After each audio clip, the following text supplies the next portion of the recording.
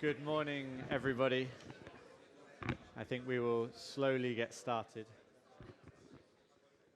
Thank you all for joining our session today.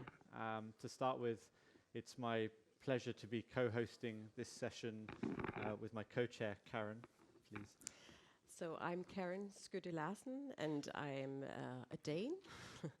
I am a head of program within the Willum Foundation, and I work actually both on sort of the pre-awards research assessment and the sort of what I would call the post-award research or maybe impact assessment part at the foundation.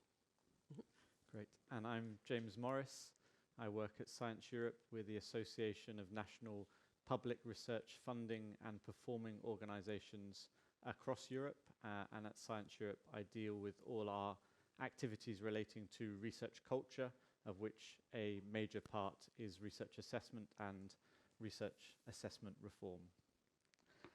This session is all about research on research assessment and the broader call for and trend towards evidence-informed policy and practice shifts.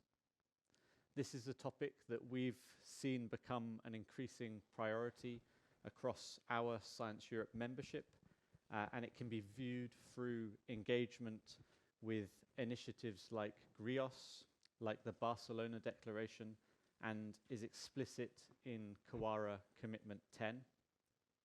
But this is, of course, not only a subject for funding agencies. These discussions are happening in many places and contexts, both in Europe and globally. And I think this reflects that we're in a period of re-examination of how research is supported, governed, funded, and evaluated. And the questions being asked are not abstract ones. I think they go to the heart of our collective ability to support research quality and impact, enable knowledge advancement, and drive positive research culture shifts. Research on research gives us tools to better understand how our policies, funding mechanisms, evaluation criteria, and institutional practices shape the behaviors and attitudes of our research communities and the outputs and outcomes of our research. It's often easy to rely on assumptions and simplifications, but what we see from this growing movement is a desire from individuals and organizations to understand more deeply the policies and practices they implement and their myriad effects, and a real motivation to improve for knowledge advancement, for research quality, and to allow research to be beneficial to everyone. If we want our research systems to be aligned with our values like openness, collaboration, integrity, then we need data and evidence. Evidence on what works and why, on what doesn't work, and for how things should be implemented. And I have one short example from a recently published Science Europe report. A scoping review was conducted in collaboration with CWTS at Leiden University and No Center in Austria, and this is part of a longer-term project that we've been undertaking to bring together our activities on open science and research assessment reform. And this scoping review looked at the academic literature on how open science contributes to research cultures. The results first highlight how complex those interactions are and how multifaceted the term research culture is. They shed light on the numerous ways in which open science intersects with research cultures in positive ways, but also often in mixed ways and sometimes also in negative ways. Some of the findings challenge our assumptions and others support them. One example, on research data management, for instance, a finding highlights that it's not enough for research funding organizations to simply mandate data management plans for funded researchers and expect this to shift attitudes in the research community in favor of open data sharing and openness more generally. In fact, without complementary support actions, you may create the opposite effect, promoting a checkbox culture where researchers complete their data management plans but don't understand or see the value in those activities. However, when supported by complementary measures, and this was also mentioned by Anna in the last session, you're more likely to create positive culture change. So mandating data management plans alongside appropriate training, guidance, clear communication, accessible infrastructure can foster real engagement in open science in relation to open data, but openness more generally from the research community. This kind of evidence that we talk about is in many ways now really vital. It's vital at times of rapid and profound change, thinking about the opportunities and challenges associated with AI, or as science is expected more and more to provide solutions to societal challenges, as open science principles are challenged by knowledge security, and at times of strengthening international and collaborative movements like Kawara and Dora. Evidence can and should inform all of these actions and be a foundation for those activities.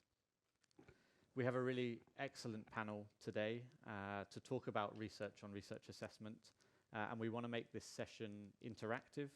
So I encourage you to think about how we use and share data and evidence that we already have, how we generate more evidence in key areas, how research on research should inform reform movements like the reform of research assessment. So please think about questions and comments that you'd like to pose to the panelists, and we look forward to hearing your perspectives, and I'll hand over to Karen to introduce and welcome our panelists so that we can begin to hear their perspectives. Right, so please, panel, come to the stage.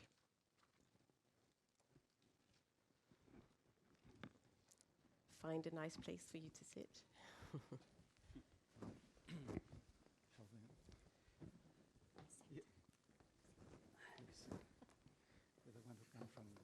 Right, so we have an excellent panel here, we think. Excellent. We've met a few times online, but it's not really nice to see you in real life. So start off, we have James Wilston in the middle here, Executive Director of Research on Research Institute, also known by some as RORI. We have Ishmael Raffles. So you're sort of a double affiliation, right? One from Valencia in Spain, in Ingenio. My Spanish is not too good. And in Leiden. Is that sort of, yeah? And then we have Emmanuel, and now I've forgotten, you just... Kulczynski. Yes. And you are a professor. You are based in Poznan at the Adam Mickiewicz University. Yes. Right. Excellent. And we have Tanja Kuchenmüller. You're from the World Health Organization. And we have Asa Nakano. And you have come all the way from Japan, Kyoto University. Thank you very much for attending. So I think we will ask you, we've asked you all to do an opening statement. Hopefully you will sort of keep to your 5 minutes. If you don't, I will sort of wave or maybe interrupt on the way. So I think we will start off with James. Will you start off? To stand up or start? You can do whatever you feel most comfortable with. Stand. Thank Lots you. of people, I'll just stand for reasons of projection, if nothing else. Thanks, James. Thanks, Karen. And thanks to David and the organisers for the invitation and the chance to be part of this. It's a great event and lovely to see so many friends and allies and collaborators in and around these debates over many years here, and to see the continued momentum building behind these agendas. There's lots one could say. So I'm from the Research on Research Institute, so research on research assessment we would see very much as part of the broader research on research, meta-science, meta-research, science of science, call it what you will, parallel kind of effort that has swelled and grown and mutated in lots of interesting, beautiful, confusing ways across science and research in recent times. And many of you I know were with us in London in late June, early July when we held the Meta Science 2025 conference, which was a really good melting pot, sort of snapshot of all of that stuff and the different ways in which it's happening and growing and changing around the world. We had about 800 people, 65 countries at that meeting, and while one may not agree with all of it, it was certainly a lens on the diversity of activity that's taking place within the research community, within funding agencies, governments, publishers, infrastructure providers, universities, of course, all of the different actors in these systems that are so important. So all of that is great, and I think this movement, the reforming assessment movement, draws strength and is at its best when it is very strongly tied, as James has said, and as we heard just now from Anna in the opening session, when it does link back to a commitment to, wherever possible, finding the best available evidence and underpinning the kind of normative arguments that we, of course, often make in these debates with a strong foundation of evidence and also strong instrumental arguments as well, which sometimes get a bit neglected when we're among friends who share those values and concerns. If I can offer a couple of reflections, so I've been in these debates now for a long time. I was looking up, Ismail, I think we published the first, alongside an editorial in Science, the first mainstream media article about DORA about 4 or 5 hours after the DORA declaration was first launched in San Francisco in 2014. We published an article in The Guardian. I edited a science policy column in The Guardian at that time. And Ismail and I did a piece to sort of bring that to that wider media audience in the UK and elsewhere. And of course, we've all been involved in lots of different ways, which I won't labour and go through now. But to just offer a few reflections, I think, as I say, this balance between normativity and instrumentality in this space, I think, is something we have to constantly think and reflect upon and challenge ourselves around, in that, as I say, there are lots of us and lots of us at this meeting who would share a set of values, concerns, agendas that we bring to these debates, and which in a sense make it to us and many others self-evidently obvious why these things matter and should be treated with ever greater importance by other parts of the system. Sadly, those views aren't universally shared among policymakers, decision makers, and often even among the leadership of our own institutions. And we, I think, make a real mistake if we get sort of trapped, as it were, in that bubble of fellow, similarly aligned, normative friends, and forget to try to present our case in more hard-edged, instrumental terms. And I think this is fundamental. James, you and I have talked about this a number of times. I worry about and we heard again from Anna about this in respect of open science, I worry greatly about the dropping down of these agendas, broader RRI agendas, even broader SSH agendas within at least the current rounds of discussions over FP10 at a European level. Of course, we as the Brits are no longer in the room when these things are being talked about, which is deeply frustrating for those of us who, as research policy people, were in the room for many years. But it's worrying to see these things dropping down the agenda. There's a big job to be done. This conference, of course, is part of that, but there's a lot more to be done to push these things up, not just on the grounds of normative arguments, but on the very solid evidence case that unless we get this stuff right, the broader investment in science, all the aspirations that our political leaders and others and our fellow citizens have for science, innovation, research as underpinning European security, prosperity, growth, will come to naught if we get these things wrong. And I think it's that connection which has to then be evidenced through research on research assessment, meta-science, call it what we will. And I think we need to be harder on ourselves, push ourselves to, as James was saying, ask tough questions, try and evidence the case we're making wherever possible in order to demonstrate quite how important this is just to the fundamentals. So that, as it were, this argument stands on its own 2 feet if you're talking to a finance ministry as opposed to talking to, you know, a sort of a group of like-minded fellow travellers. So that would be my one main point, I guess, which I think is very relevant right now in a European policy context. We see, just to dive very briefly to the things in the UK, next week, next Wednesday, the UK Science Minister Patrick Vallance will be announcing the decisions that have been reached on the design of our research excellence framework, the much derided, beloved REF, depending where you stand.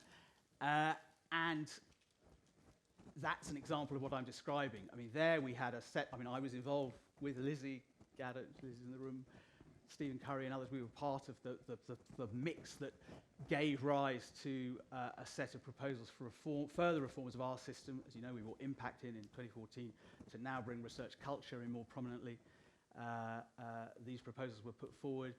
They faced a massive sort of pushback from a range of directions that I won't have time to go into, some expected, others surprising, with the consequence that there's been a retrenchment. Of course, it's affected by wider politics, what's happening in the US, what's happening in the corporate world, et cetera, et cetera. And even under a Labour government in our country, we are seeing, and you'll see on Wednesday, when I won't give the game away, as it were, in terms of what's going to be announced, but it's fairly well known that there will be a pullback, certainly in terms of some of the language, some of the emphasis. It won't be an entire retreat, I'm pleased to say, at least the last version of what's been proposed that I saw did not represent that. But it's an example of what happens when we don't get the mix right and we haven't done enough of the hard work to build the evidence base, to ask tough questions of ourselves, and to get out of our own bubble and, you know, make the case to others. So my plea is that we do what we can there. Rory, in its own very small way, tries to do this in research assessment. We work, some of you know, on particularly national research assessment exercises like the REF, like the VQR in Italy, or the former ERA, now NREF in Australia. I mean, you know, there's obviously 15 or so countries that have these exercises, a few more elsewhere.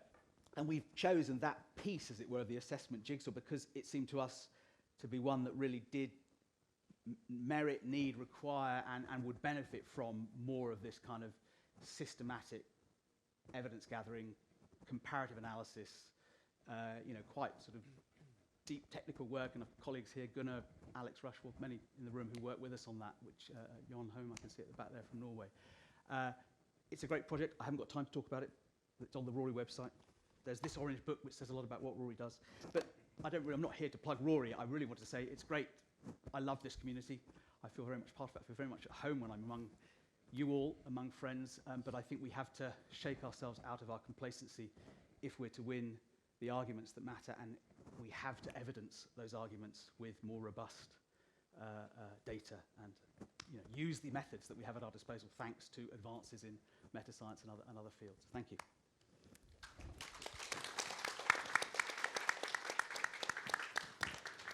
Thank you, James. Asa, would you continue? Thank you. Sitting down. Sorry. Fine. Begin? Yes, Please. please. Yes. Hello, everyone. My name is Asa Nakano. Thank you very much for inviting me. Such a splendid occasion. Thank you very much. And I would, maybe he is not here, but I would especially like to express my gratitude for Professor David Peterson. As you might know, research engaged people in a Japanese university have diligently studied European academic policy, yet we have rarely had a similar delegation from Europe. Never, I can say. So today I found myself almost bewildered and so feel so honest and so be honored here to be here. But I suppose I need to introduce a little bit about the state and interest of STI policy in Japan, I suppose, yes. The university major reform in Japan was undertaken, stimulated by European momentum in 2004, or it's around the same time in Denmark, I suppose. And for the following 2 decades, it pursued the illusion of regaining its former glory of a science and technology powerhouse in Asia, especially in natural science, I suppose. The benchmarking world-famous universities and imitating their policies without accounting for differences in language or geography or research ecosystem. Yes, I myself visited around over 60 institutions abroad to conduct interview-based field survey until now. I have to say thank you very much for your patience. Maybe it was taking a lot of time for me. Yes, and then STI policy still measures remain trapped in a vicious cycle with unexpected result caused by STI policy. Maybe I don't know if I have time to explain it, but for example, the research dedicated time for researchers is now 40 points reduction compared with 2002. And the other issue is aging of university faculty staffs. And besides on that, the male entrance of doctoral program is 24 points reduced compared with 2002. I say male because female entrants are double now, so it's very good. Yes, and during my 15 years of dedication to my work, my spontaneous endeavor has been to identify and minimize the gap between imported methodologies and the substantial phenomena caused by STI policy, especially in human resources, through practice implementation by collaboration with researchers and stakeholders, especially young researchers. So I believe research on research is so-called action research, and often it was the process of localization in my case. In detail, I've been leading to create the research and development program models for early career researchers or next generation researchers, named L-Insight program, granted by Japanese Ministry of Higher Education in Kyoto University as a hub connecting with Osaka and Kobe University. And the mission or objective of this program is developing an effective program for early career researchers to establishing themselves in an international stage. I don't know how do you find this series, no? This sentence. But since we have to prove effectiveness to Ministry of Higher Education and also of Finance, Ministry of Finance, the growth and evaluation at the core of the project design was to ensure the positive impact between two relevant evaluation or assessment. One is the evaluation measuring the substantial growth of early career researchers, and the other is assessment of aiming at improving the program mutually. And maybe you can imagine that measuring the ECRs, early career researchers' growth, is almost impossible. How do you think? Yes, it's impossible, right?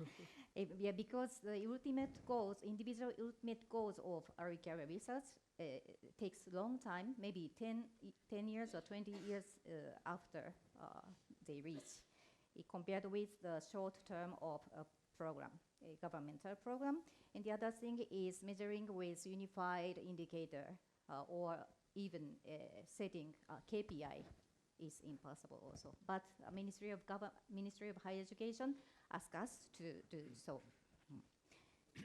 Therefore, we need to invent some logic to combine these things to be put in order. So the specialty of L-Insight's practice is to use of dialogue-based narrative CVs, starting with setting their individual long-term goals and ending with verbalizing their competencies necessary to carry out their research activities.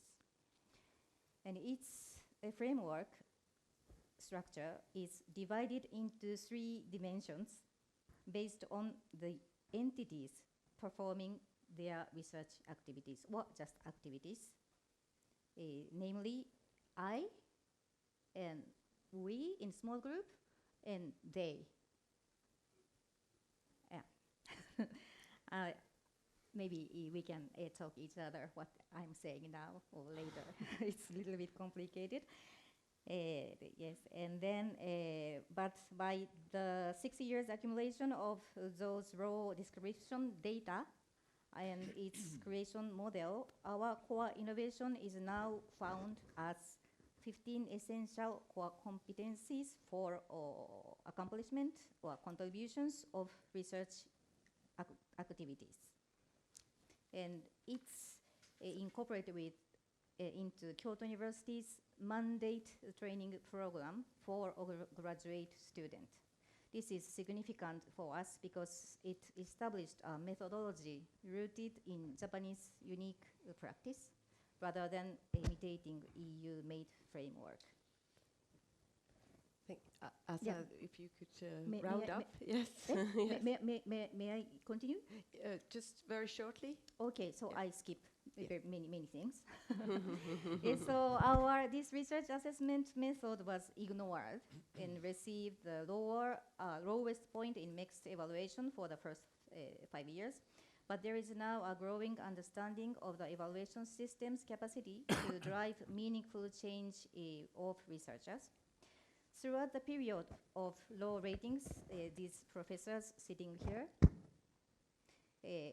consistently advocated for us as external advisors or as colleagues directly to our vice president, our leaderships. It was very nice, and I would like to emphasize this. Their performance represented a powerful form of international collaboration for us.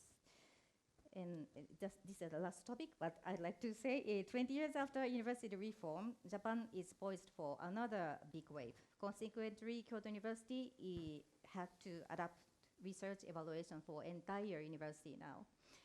But the practice and experience in L-Insight is incorporated into this new system, and it was very helpful to dissemination of RRA thought to both internal and external stakeholders. Still, we have many barriers.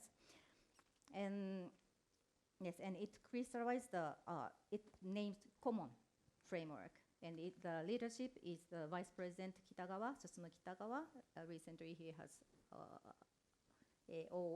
awarded a Nobel Prize. And he will put this badge to Nobel Prize, hopefully. Maybe you will see in television there.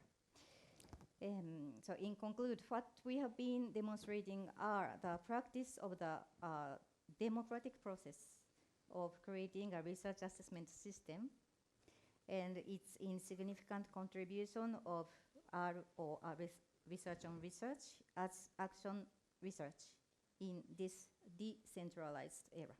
Thank you very much. Thank you.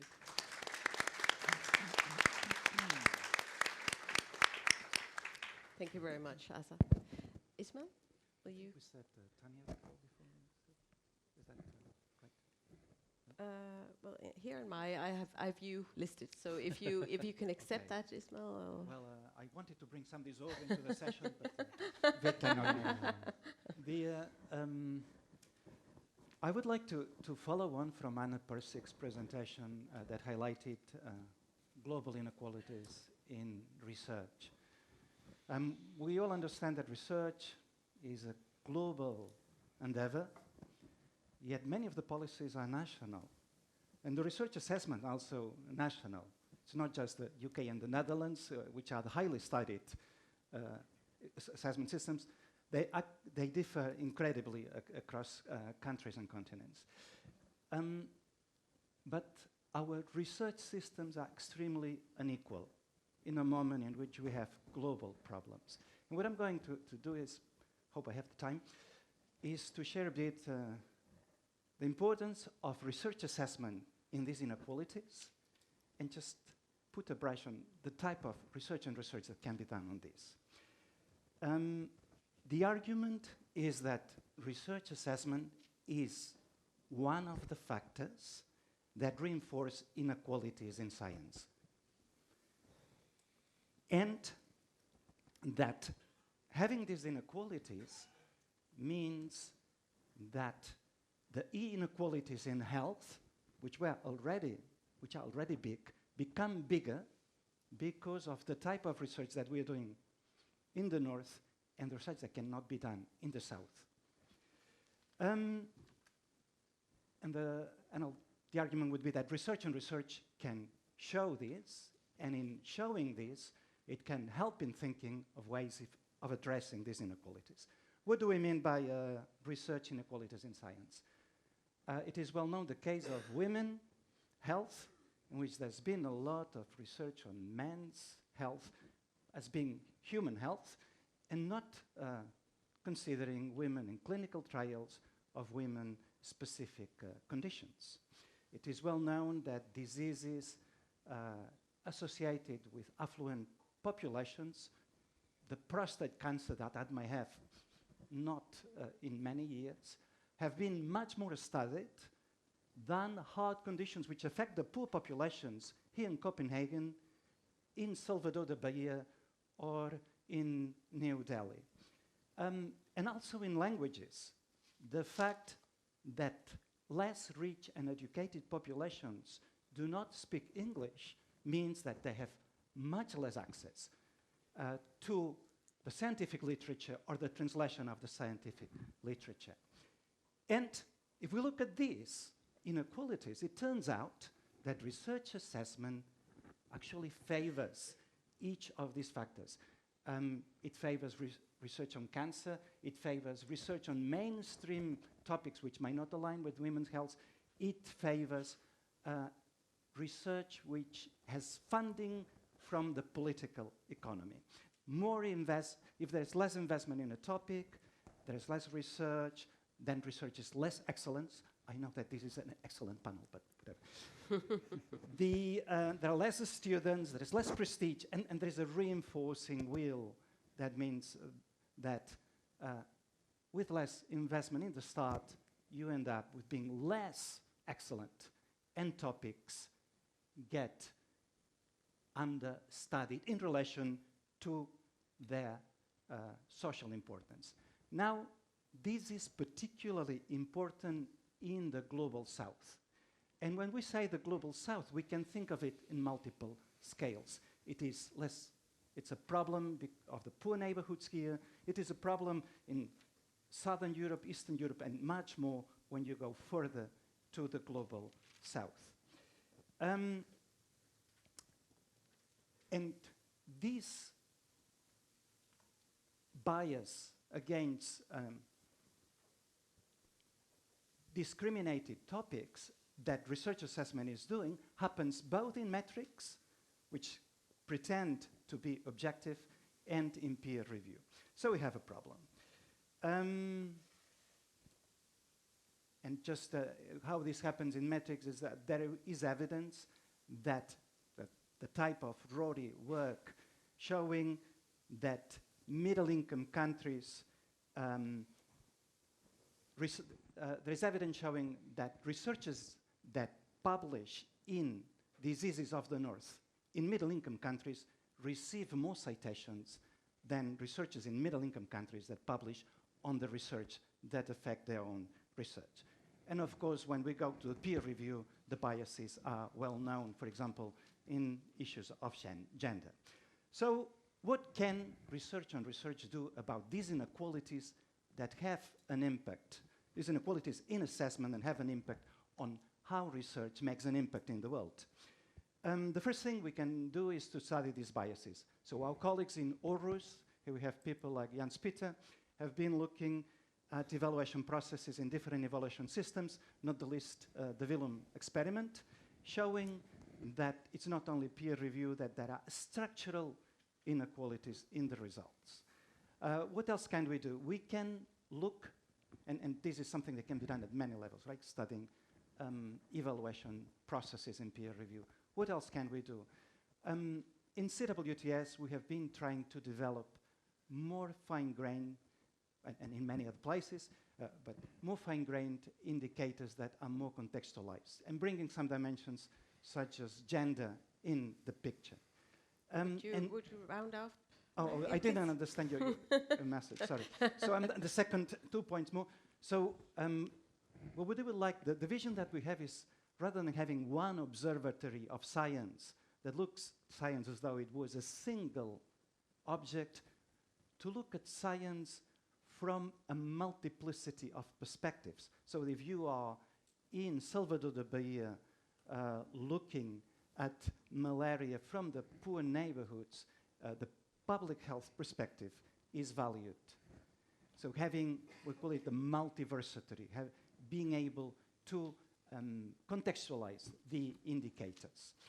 And finally, I'd like to say, though, that although you can do the experiments in terms of improving the peer review process, you can do the experiments in terms of improving the indicators, finally, inequalities come from the political economy. They are outside there. So what we will need to do, and it's happening already, is developing targeting programs at addressing these inequalities. Now, these targeted programs are not easy to get to succeed, so it is important to study them. And one of the things we are doing in the context of RORI is looking at targeted funding programs, studying specific instruments which try to address and improve the contributions of society in the world. Thank you. Thank you, Ismail.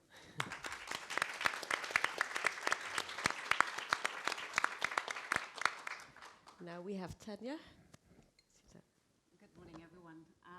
Yeah, it's a great pleasure being here at the SARA conference, and thanks so much to the organizers, to James, Karen, and David Woods-Patterson in particular for having invited me in such a timely moment. I think many of you know that WHO and the UN system as such has been going through a major reprioritization and transformation process. And in that context, I've been talking to many colleagues in-house, partners, experts, to really capture and understand the focus and also the mandate of the newly established unit that I'm leading now, which is focusing on research and ethics ecosystem strengthening. So you can see the clear link to this conference. And the discussions, I think, can be distilled down into three major propositions or key messages. And I do understand that I'm, in parts, speaking here to the converted, preaching to the converted. But let me go through those three propositions, which together should really give us a way of thinking about research assessment, not just as a technical exercise, but as a lever to meaningful change.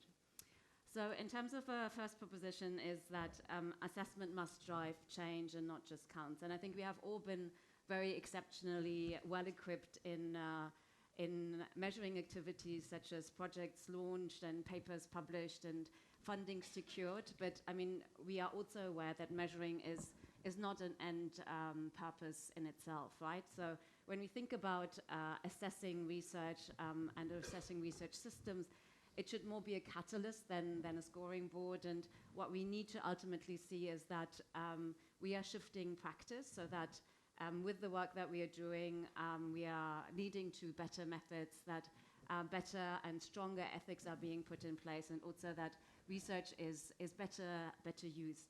So I think when we have in mind and exploring here together what reform on research assessment is all about, we have to really think how is it going to change the research that researchers are going to do tomorrow. Yeah, and again, I'm saying that I've listened carefully into yesterday's discussion where a lot was talked about implementation, but we have also heard that sometimes it's more of a ticking box. People accept, universities, institutions accept declarations, but what happens then thereafter is another question. So for us to keep in mind that with the research assessment, what we aim to do is driving change and not counts.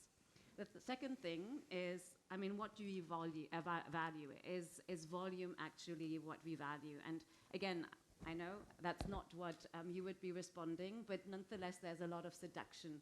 Seduction when we have easy measures, easy indicators. They're convenient, they're comparable, and they're often also necessary, but on the other hand, they're not sufficient.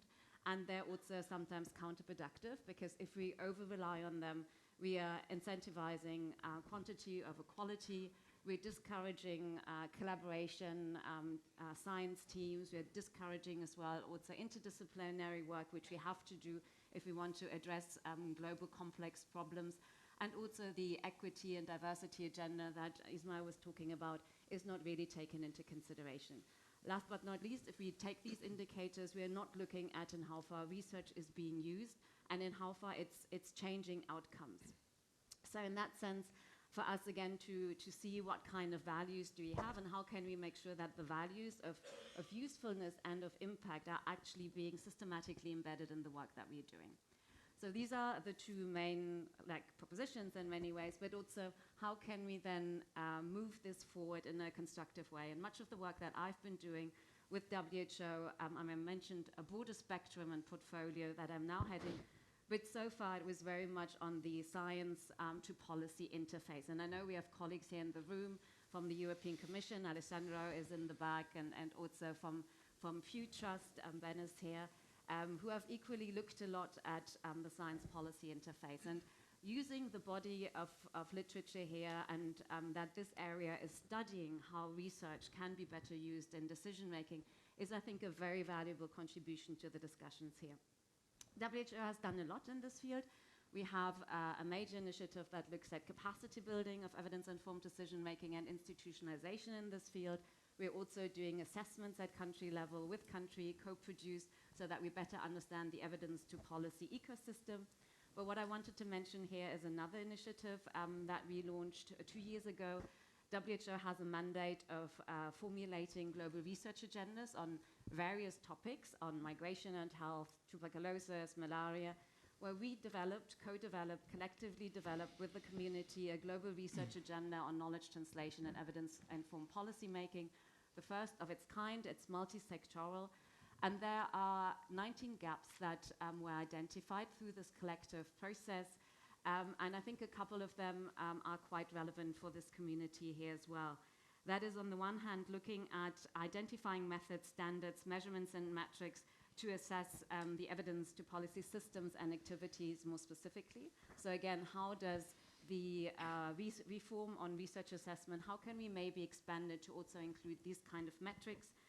It's looking at cross-context scaling up to allow benchmarking across various systems and countries, institutionalization of evidence-informed decision-making, and the activities looking into the sustained use of research in decision-making. Impact assessment is an area where we have identified a huge gap, and I understand this is really one of the key areas also of interest to this community. And then lastly, very importantly, the decolonization agenda and diversity, which is very central to allow various voices and different knowledge systems to feed into the informing decision-making processes at policy, but also at practice level. So I guess in some way, if we agree that research assessment is all about change, then we need to create systems that support change. If we agree that what we're looking at is not volume, but that we, again, want to trigger change, then we need to identify indicators or measurements that are more appropriate, that are useful, that look at integrity, that look at diversity, ethics, etc. And in that context, I think the science on knowledge translation and evidence-informed policy making can make a difference, so that eventually practice is being transformed and research really serves society better, but also faster and fairer. Thank you. Thank you.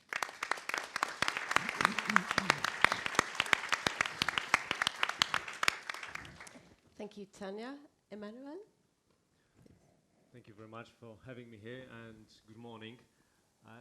During those 2 days, we heard many times that we need data and evidence, and I would like to add that we also need ideas which will frame how we understand not only science, but also research evaluation and how we can reform it, because without ideas we are actually blind, and research on research assessment is a great source of ideas. It's a long-standing tradition of research, and I'm really excited this is part of the reforming process and discussion. So I would like to, in my opening statement, bring three perspectives, which from my perspective are essential if we want to have reform actually evidence-informed and international. And those three perspectives are based and grounded in research on research assessment. So firstly, we need to recognize that Europe is not a flat landscape. The conditions under which research is governed vary profoundly between Western countries, Southern countries, Central and Eastern European.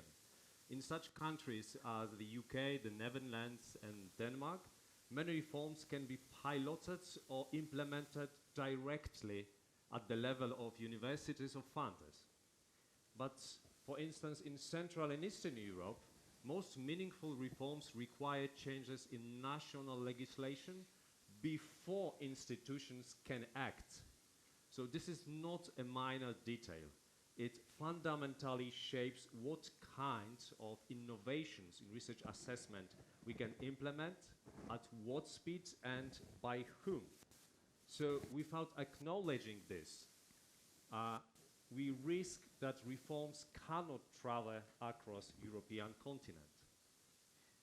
Second perspective, I would like to challenge a narrative that is often implicit in a discussion about reform. The idea that metrics are universally rejected and that the resistance to them is homogeneous across systems and disciplines. For example, I return to my region, Central and Eastern Europe. Metrics have been used for decades, in some countries for nearly 2 centuries, as instrument of governing science. And this matters because when we discuss moving beyond metrics or to responsible metrics, some systems are being asked to abandon the only stable mechanism they have ever had without receiving a trusted alternative, because alternative of peers is associated with peers as party members. So this history is still vivid and important in various regions. And we also often forget that in Central and Eastern Europe we have a long tradition of science, what we now call meta-science, which has analyzed research evaluation governing science and science policy for over a century. In 1920s, the Polish government in the Ministry of Science discussed with the meta-scientific unit in Warsaw how to implement national evaluation of institutions using statistics to monitor production of research institutions. Over 100 years ago, this discussion is still vivid. It's in various Eastern European countries, and this tradition is not visible. If we are blind, we are not able to reform various countries. And third, we must take language seriously, as Ismail shown, and I fully second his perspective. So language biases continue to distort how research and researchers are evaluated. And the Helsinki Initiative on Multilingualism Scholarly Communication made it visible, but the problem still persists. So if we want to culturally and epistemically diverse knowledge systems, research assessments needs to support, not penalize, scholarship published in all languages. And it's not the case only for social science and humanities.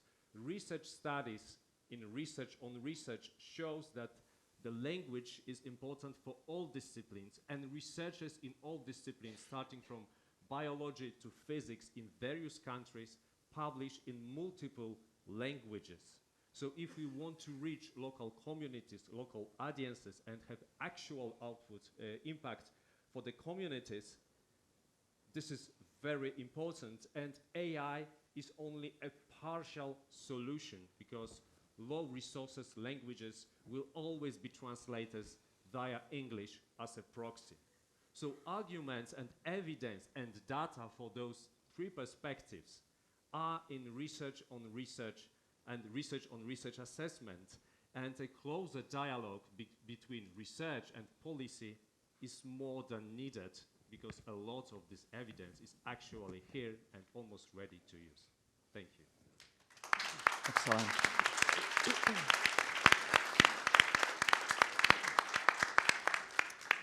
Thank you very much, Manuel. So you probably all now have a lot of excellent questions and prepared. But Jens Peter, I see your hand. But we would like to sort of have you engage with each other in the audience. You're sitting next to someone you don't know, maybe. So we are proposing now a short exercise in the audience. You speak to your next neighbor in pairs of 2, maybe 3, if that makes sense. You have 2 minutes. And what we would like you to do is not think about your question, but think about if you should hand an advice for any of these in the panel.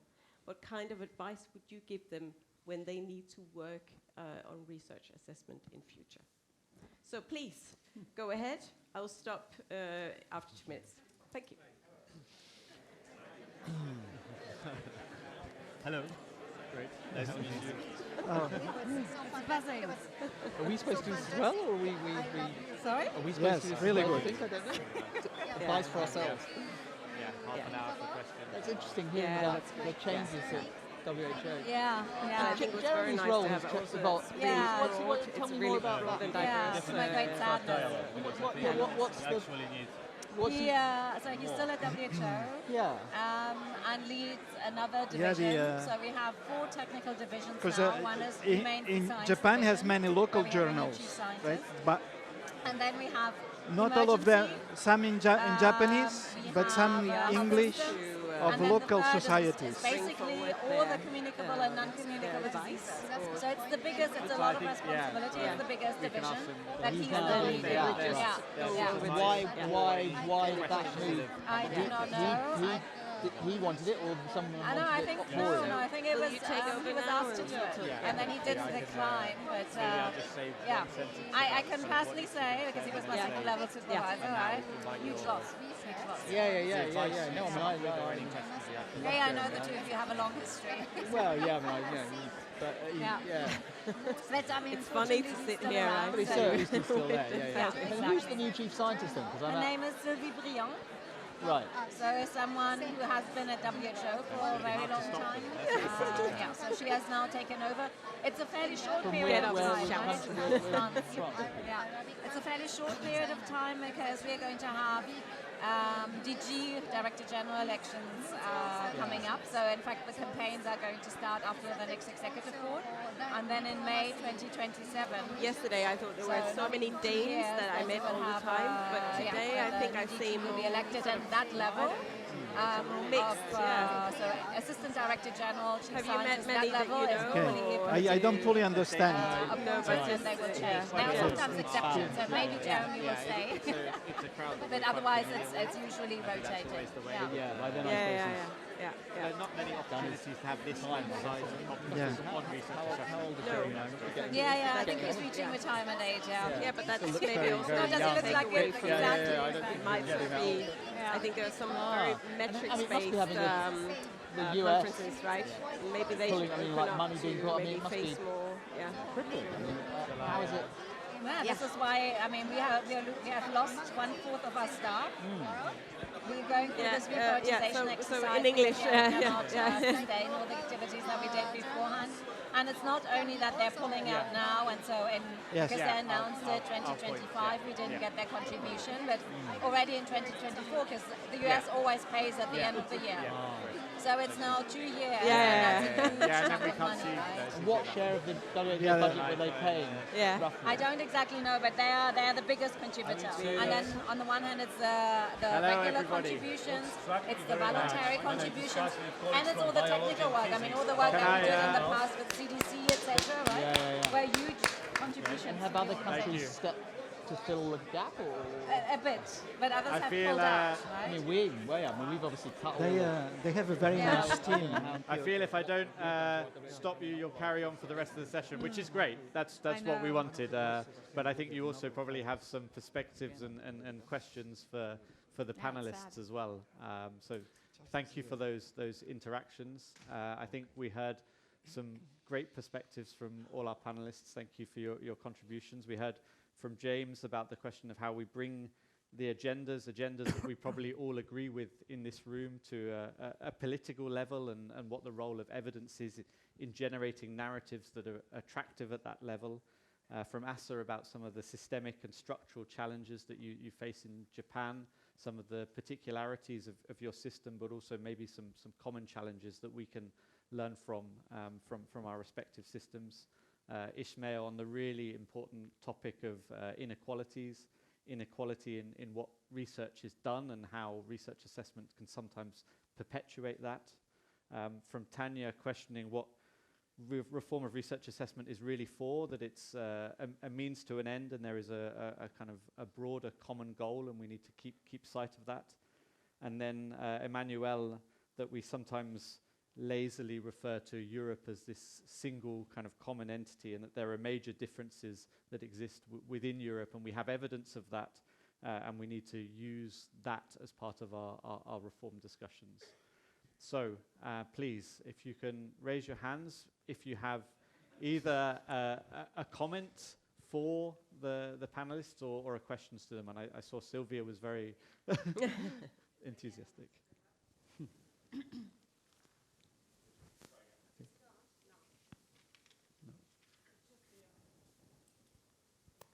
Yeah. Oh, yes. No, yes. Thank you very much. My name is Sylvia. I represent Young Research Universities. And I wanted to bring a bit the comment of Emmanuel, because this is a discussion we had with our rectors. So half of our members, more than half, have signed COARA. And they are indeed motivating and including reforms, especially for countries in Eastern Europe. It is very difficult, but they're still doing things in addition to what they have to comply at national level. But you mentioned we are asking them to change a system for nothing. There is no real alternative or clear alternative that we can tell them, this is exactly what we can do, and we can give you the guarantee that every country will also use it, so your researchers will be able to continue moving around, and there will be no, let's say, disadvantages for those that are engaging in the reform. So what do you think we need? What are the alternatives? What are exactly concrete things that we could say and maybe elaborate in the panel? What can we then go to? Are there trusted methods that we say we know the CV, the descriptive CV? Now I forgot the name. Narrative CV. Thank you very much. Evaluating less, doing less evaluations, but how do we implement then these things in practice? And can we have this compile tool that will tell them, our rectors, yes, you can trust this? And yeah, if you can elaborate a bit on this, thank you very much. Thank you for this question. So I will start from the term you used, trusted methods, because it might sound that there are no trusted methods there. They have to be forced to the Central and Eastern Europe. I will use the example of peer review, which for US and Western Europe is well-known concept for centuries, right? And in Central and Eastern Europe, it was implemented in 1990s. It was imported from Western Europe and in the US. And in Poland, National Research Evaluation System in 1990s was developed based on peer review. And what happened? It was absolutely rejected by the community because everybody was excellent already there 30 years ago. And the government used it to cut funding because now we have the evidence that they cannot use Western approach. And we return to the metrics and we develop them. So I would say, instead of assuming that here in the community we are able to develop universal model, we can show as trusted method, let's ask other countries what you want to do, in which you need improvement and help for us.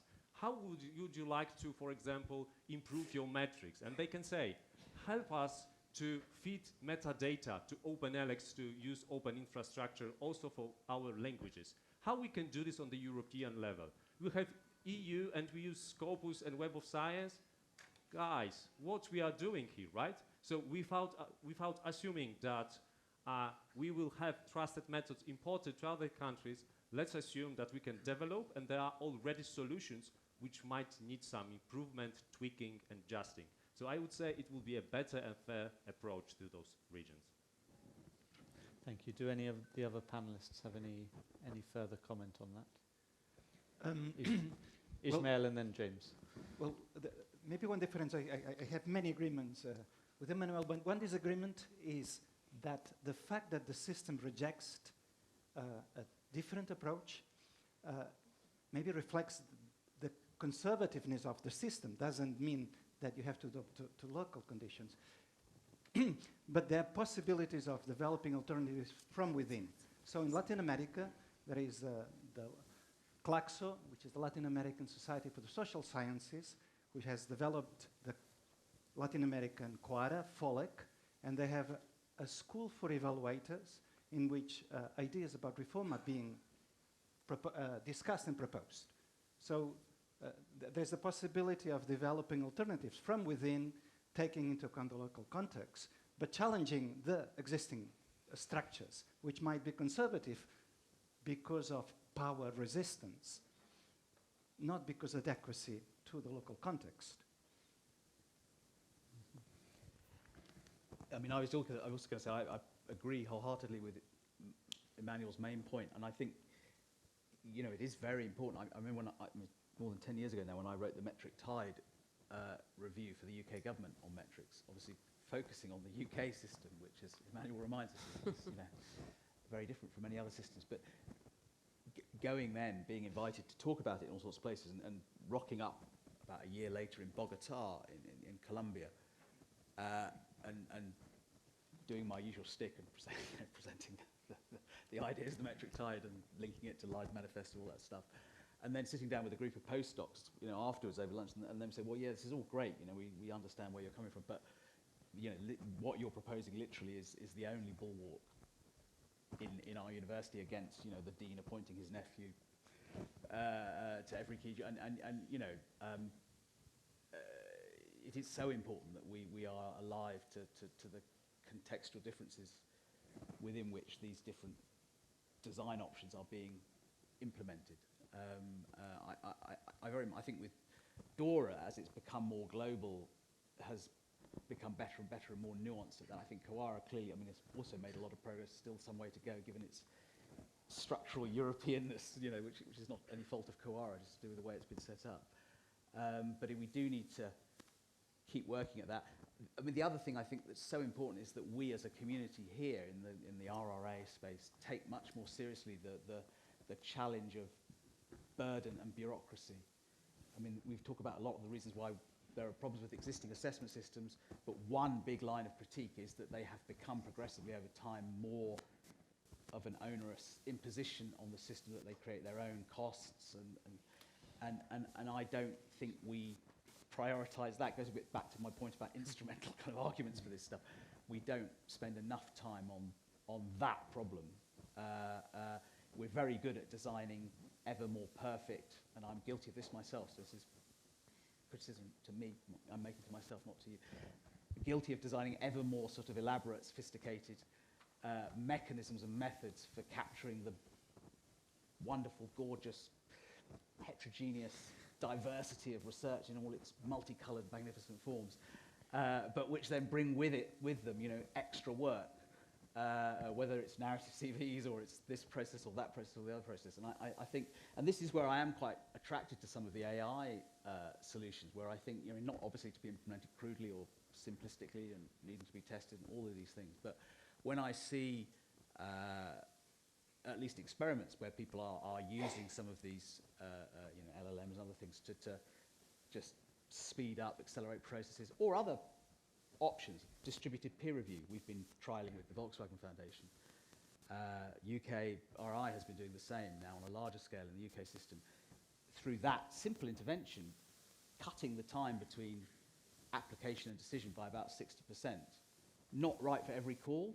I mean, it doesn't work in all contexts. It works for particular types of grant call.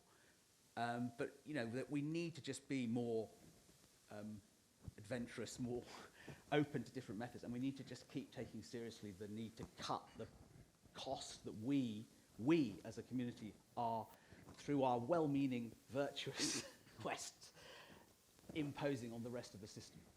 At a time when, as I say, we're in tension with many, many other priorities for spending within the system itself and at national government.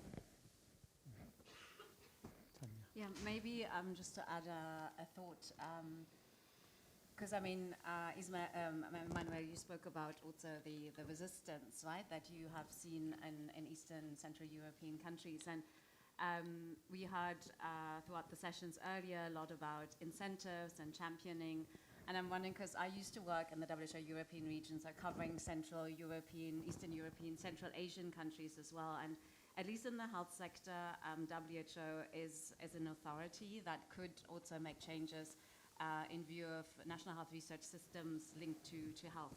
So my thinking here is what other kind of authorities could maybe be leveraged.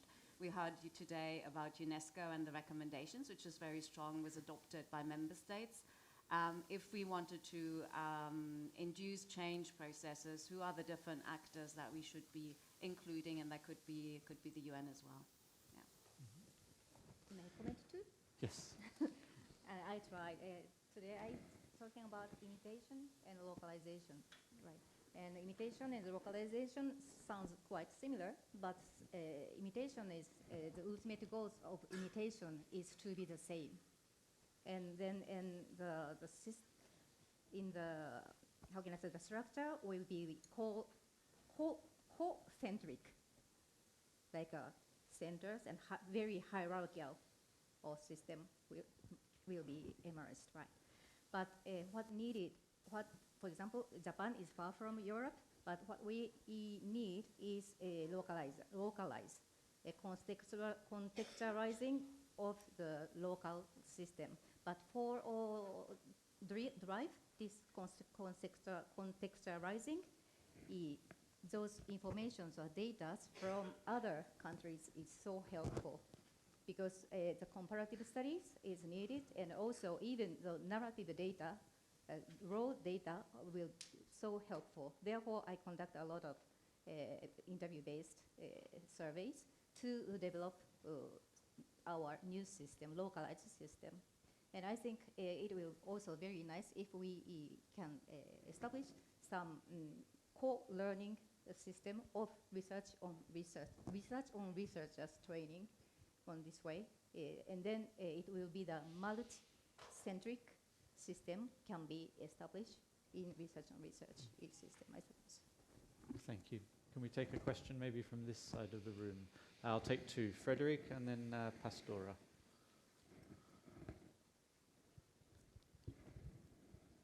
Thank you very much. So I'm Frederick Sgar from the OECD Global Science Forum.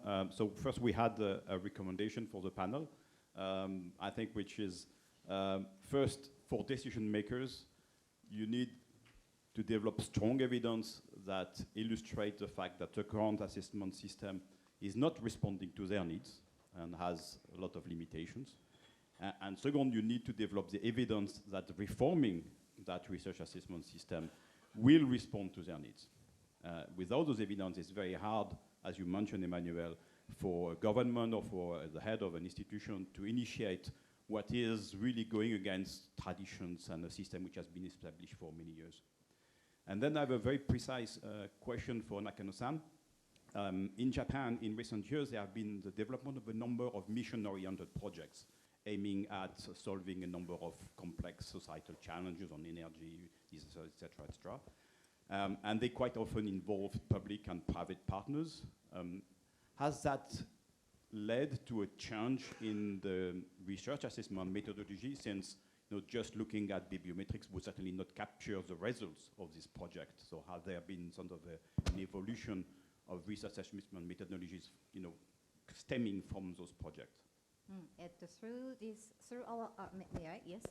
I don't know if I could take your the core of your question, but we are monitoring through our narrative CV monitoring.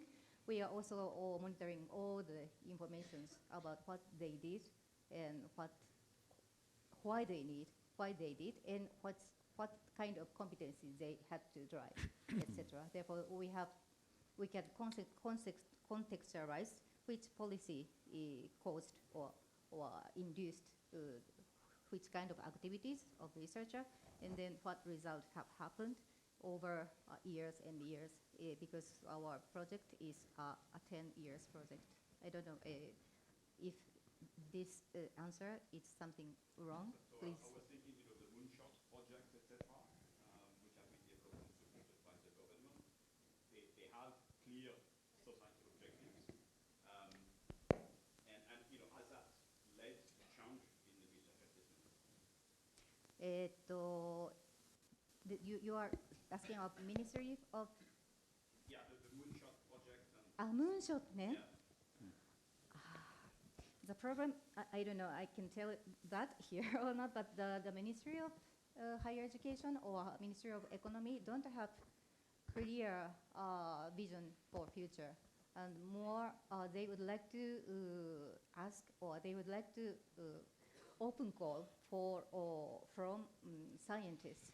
Well, therefore, in case of my program, it was a little bit quite difficult because nobody knows which kind of action stimulate researchers to encourage to act widely, and therefore we didn't know how we can where we can focus to see their result or their challenge.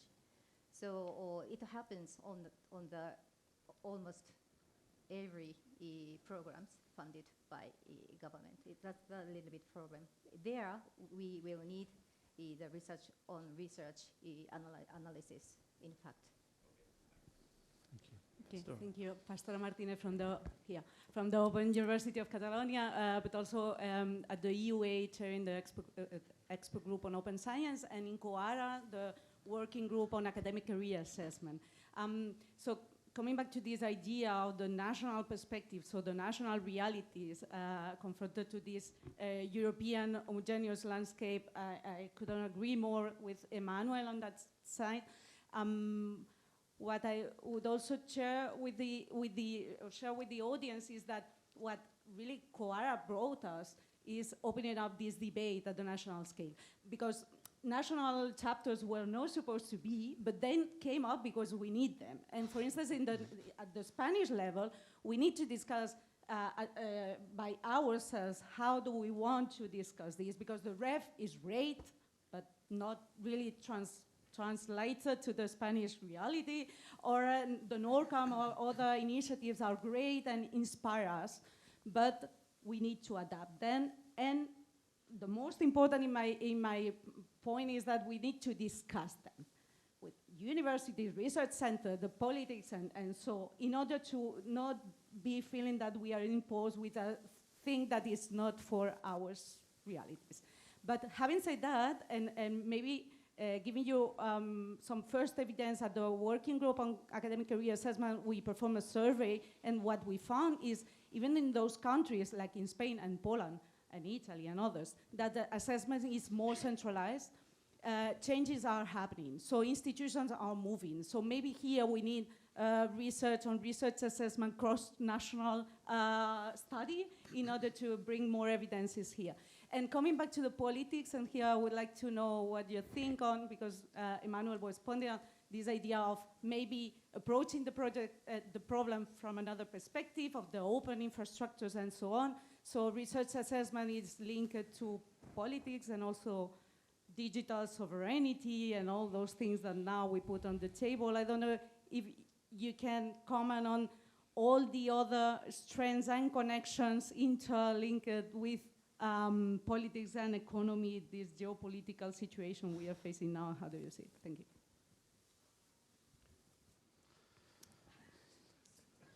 Emmanuel, maybe.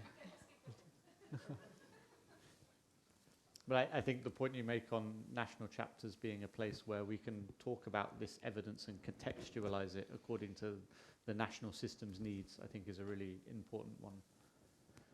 Ismail. Was it Frederick who mentioned the decisions makers that the current system doesn't respond to needs? I don't know if Anna Persik is here. She isn't. Anna Persik from the UNESCO was telling me yesterday that many governments from the global south are going to the UNESCO and say, well, you know, we have invested in science, but we don't know what science is giving to our country. So I think the case for thinking science the contribution of science in a different way is very clear in at least many, you don't think so, in many upper middle countries. We have there Dosisa from South Africa, and in South Africa the policy is quite explicit about science needing to reach the whole country and all the populations. And honestly, there is quite a bit of researchers in science technology policy who have been discussing for quite a while. Barry Bozeman in Arizona State University have been discussing for a while the need to include public values in research assessment, because the evidence points to the fact that the beneficiaries of innovation that is supported by science is captured by a minority of the population, right? So I think we have quite a bit of evidence that we need to reform the research assessment. What I would agree is that we don't know what is the best way to do the reform. Thanks. I mean, just very directly to the comparing national systems. So the work, I didn't have a lot of time to describe it, the work that we're doing through our Agora project, this Global Observatory of Responsible Research Assessment, which Alex Rushforth from Leiden is leading, and various other colleagues in the room are involved in. Our focus there is to do what you're describing, but I'm focusing on those countries that do have a sort of national framework of some kind or another. I mean, there are lots of types of national framework, I mean, as Ismail pointed out, and Emmanuel. And we've also, within that work, published a new typology to try and capture some of that growing diversity in the range of functions, levels, purposes to which national assessment frameworks are put. But there's 18 countries, I think, currently on. So if you on the RORI site, if you Google the RORI Atlas of Assessment, you'll get this, and you can dive into the map and see, you know, different countries in terms of the dynamics of their assessment system. But only 18 at the moment. We'll be up to about 25, I think, shortly. I'm looking at Alex to tell me. But you know, it's not. We won't have every country in the world. But we are trying to sort of capture more of the comparative dimensions, and that for us has been a big focus. And I think it's still I mean, you know, Coara does a lot of that work very well. I agree with you about the value of national chapters. But yeah, systematic study comparatively of these systems, I think, is very, very useful as well, and that's an important part of the research and policy agenda in this space. Thank you. We have a question over there. Hello, my name is Iva Melinščak-Zlody from University of Zagreb, and I have a suggestion actually for this mapping of national assessment systems. So one thing that could be interesting is to see how these national assessment systems are, to what extent are they relying on research. So how much are they based on evidence? Because my impression is, and continuing to Ismail's and Emmanuel's talks, that there is a great inequality, and especially in some countries that there is a growing gap between what is discussed here and these circles and what is happening on the policy level. And I don't think it's strange that probably Emmanuel and me are the only persons from Eastern Europe here, because those are often the systems that don't rely on research. So we don't see our policymakers in these rooms and in these bubbles. And that's a problem. And the other question for Ismail, maybe, when you said that we should rely more on public values, so what does that mean in the world where there is a growing polarization and the question around what are actually the dominant public values? So how do we deal with that? first, shall I? We have 5 minutes left. In terms of polarization, I do not know. What I would say, part of the polarization sees the problem in the public, right? Say the public is ignorant, the public doesn't respond. It might not be very popular at this moment, but I am from the Science Technology Studies, a school which believes that the science establishment and policy and science policy have not made enough efforts to bring the populations on board. So when we have moonshots, I recognize that in many countries, these are moonshots that are captured by the scientific communities, and they fail to respond to problems because they are not listening. And here I have a question for Tanya, is how come, or to which extent is WHO talking, you were talking about programs in which the WHO has listened to local concerns, right, engaging directly. So is the WHO then talking with health research councils so that your priorities and the priorities that you received from the populations are then communicated and taken by the health research councils?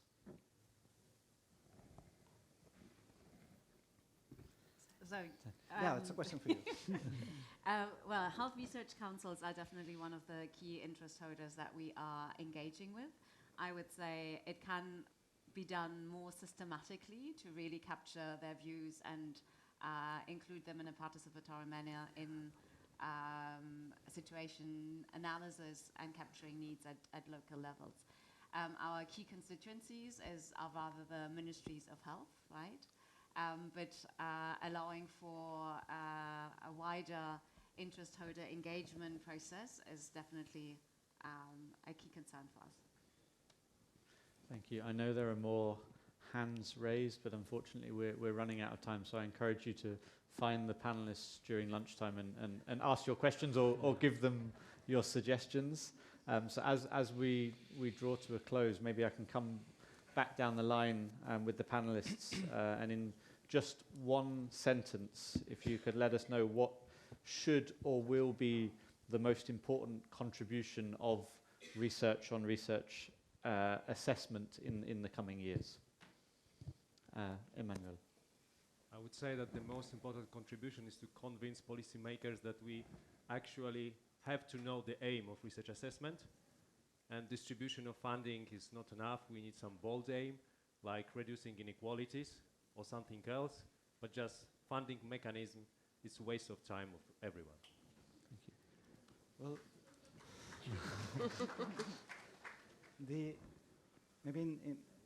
I would go for towards the pluralization of the research assessment processes, and I don't know how it will fit with less bureaucracy, and particularly a pluralization beyond the narrow research system, so including broader participation of other societal actors, so that there is more fluidity between societal needs and the research system.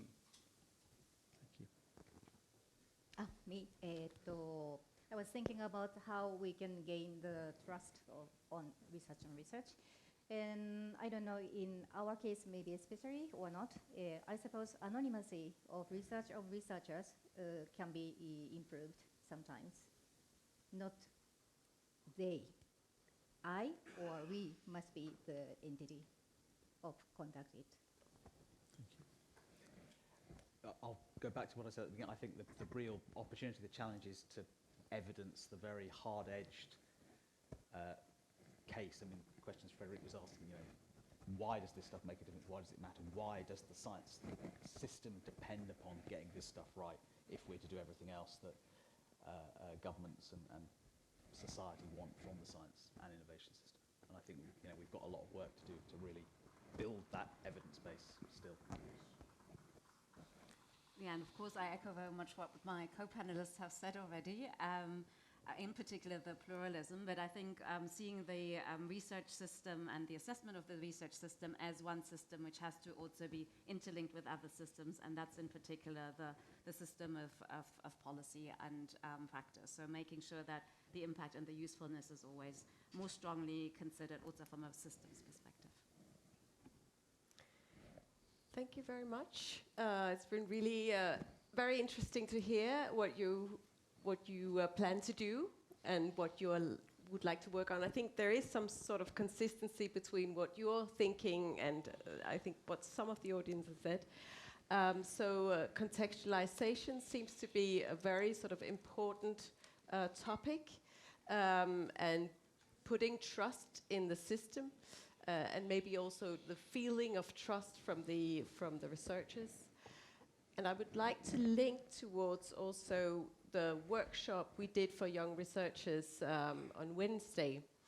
What they said was they really needed guidance from especially the management level on how to move forward on research assessment. So I'd like to bring that to sort of the end of this panel. I hope it was a great experience for you too. And please do come up to the panelists with all your great advice that you talk to later on. Thank you very much.